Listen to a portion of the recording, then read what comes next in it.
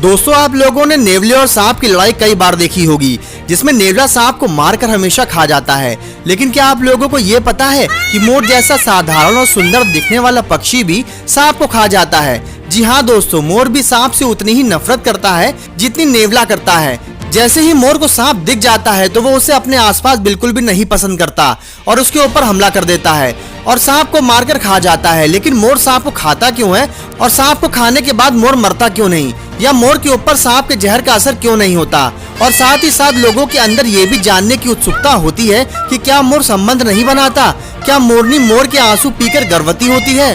तो चलिए दोस्तों, इस वीडियो में आपको पूरी विस्तार से समझाएंगे कि मोर सांप को क्यों खाता है और सांप को खाने के बाद मोर मरता क्यों नहीं और मोर संबंध कैसे बनाते हैं। लेकिन दोस्तों आपको बता दें, इस वीडियो को बनाने में काफी मेहनत लगी है। आपको लाइक करने में केवल 1 सेकंड लगेगा। प्लीज दोस्तों लाइक जरूर कर दीजिएगा। मोर एक ऐसा पक्षी है जो सांप और छिपकलियों से घृणा करता है और उन्हें अपने आसपास नहीं देखना चाहता। इसलिए मोर सांप को देखते ही उनके ऊपर हमला बोल देता है और उनको मारकर खा जाता है।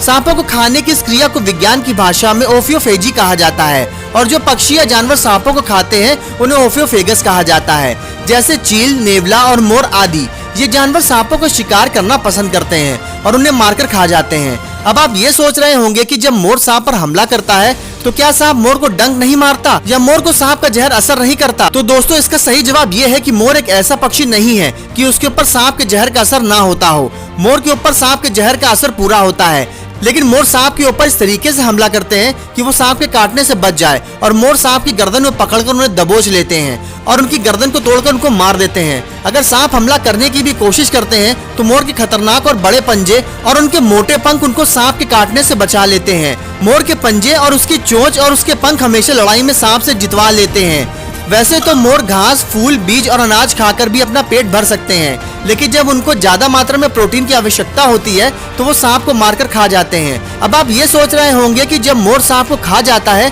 तो वो मरता क्यों नहीं? तो देखिए दोस्तों, अगर सांप किसी को काट ले तो वो इंसान या जानवर मर सकता है, क्योंकि सांप अपना जहर उनकी खून की नाड़ियों में इंजेक्ट कर देते हैं, जिसकी वजह से जहर पूरे खून में फैल जाता है। सांप का काटना बिल्कुल वैसा ही है जैसे कि जहर का इंजेक्शन भरकर लगाना, लेकिन सांप को निगलना बिल्कुल वैसा ही है जैसे कि जहर को पीना। तो जब मोर सांप को निगल जाता है तो मोर के शरीर में ऐसा पाचन तंत्र होता है जो सांप के जहर में मौजूद प्रोटीन और पेप्टाइड को आसानी से पचा लेता है और उसको अमीनो एसिड में तोड़ देता है, जिसकी वजह से अगर सांप में जहर भी होता है तो मोर के पेट में आसानी से पच जाता है। और मोर की आंत काफी चिकनी और मोटी और गहरी भी होती है और उसमें कहीं पर भी कोई घाव नहीं होता।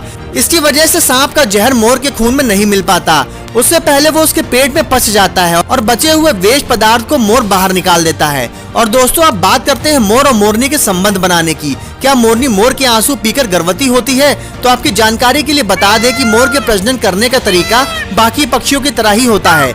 मोर सहित सभी पक्षी संबंध बनाते हैं। नर पक्षी मादा की पीठ पर सवार होते हैं। आज से आप भी सारे भ्रम दूर करते हुए समझ लीजिए, मोर और मोरनी एक दूसरे के करीब आते हैं। मोरनी को देखकर मोर डांस करने लगता है। मोरनी उसे हर तरीके से देखती है, आकर्षित होने पर ही वो उसके सामने जाती है और फिर इन दोनों के बीच संबंध बनता है। इस संबंध के बाद ही मोरनी प्रेग्नेंट होती है, जिसके बाद बच्चे पैदा होते हैं। दोस्तों उम्मीद करते हैं आपको हमारी ये जानकारी पसंद आई होगी। कृपया करके इस वीडियो को लाइक और शेयर जरूर कर दें। धन्यवाद।